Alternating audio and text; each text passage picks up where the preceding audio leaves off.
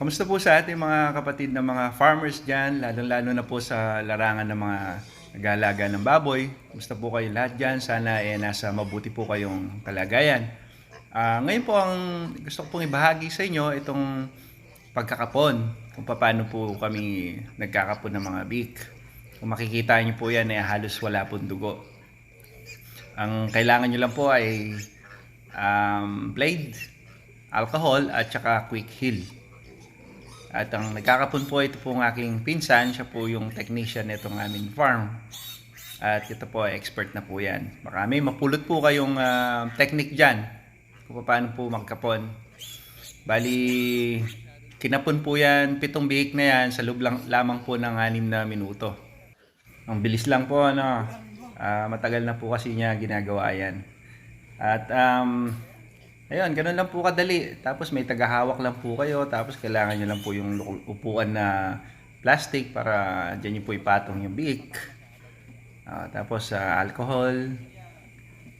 At ihiwain na po yan. Konti lang yung hiwa. Tapos ipapop na po yung bali itlog nya nun. Tapos kakatin lang yung yung nakadugtong na parang ugat yata yun.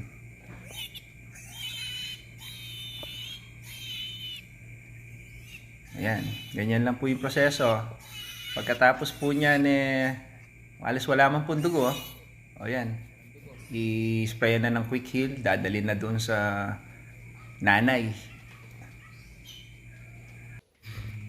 Bali kinabukasan po niyan, no, after 2 days, makikita nyo, magaling na po yan. Hiwa na lang po yan. Parang line na lang. Magaling na po yan. Enjoy nyo lang pong panoorin nito, yung proseso nito. Wala po yan cut. Bali, kinapon po yan 7 bihik na yan sa loob lang po ng 6 na minuto. Ang bilis lang po. Hindi po mahirap. Madali lang. Ayan lang, ganun. Tapos, ikakat na ng blade. Ayan.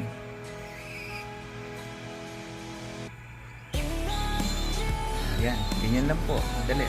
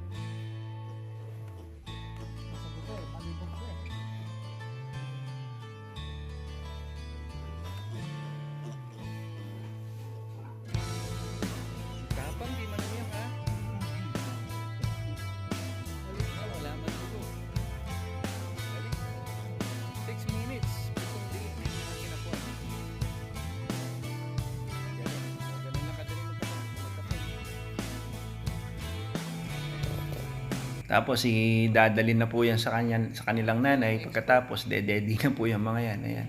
Ito nga po palang dalawang baboy namin. Due po palang mga anak yan. Napakalaki po ng mga tiyan. Sana maraming laman. Due po sila sa November 11. So, ayan na nga po sila, oh. Parang wala nangyari sa kanila. Masisigla na kaagad sila. Parang hindi naman po nila ininda yung pagkakakapon. 1 or 2 days po, maalis natutuyo na po yan. Medyo magaling na po yan. So, ganun lang po kadali yung pagkakapon. Sana mayroon po akong na sa inyo, na bahagi sa inyo na makakatulong sa inyo. Tapos ito po yung isa namin inahin na due na din po yan sa November 11. So, dalawa po yan. Sana marami silang mga bake sa kanilang tiyan ngayon na ilalabas para makabawi naman tayo sa mga gastusin. Sakto-sakto po yung mga yon sa pag nanganak yan. Di November, December, January, February, March, April. Napakamahal po ng live weight nun. Pagbaba nila doon, matibay. Wala pang isang starter. Kalahati pa lang. Yan. Hanggang dito na lang po itong aking video. Maraming salamat po sa mga nag-like, nag-subscribe, nag-share ng aking video, nag-comment. Maraming po salamat sa inyo. Sa mga hindi pa po nakakapag-subscribe, please subscribe and also like and hit na notification bell. And paki-share na rin po yung video kung if I'm not asking too much. Thank you po. Maraming pong salamat. Hanggang dito na lang po yung aking video. Good night po. God bless.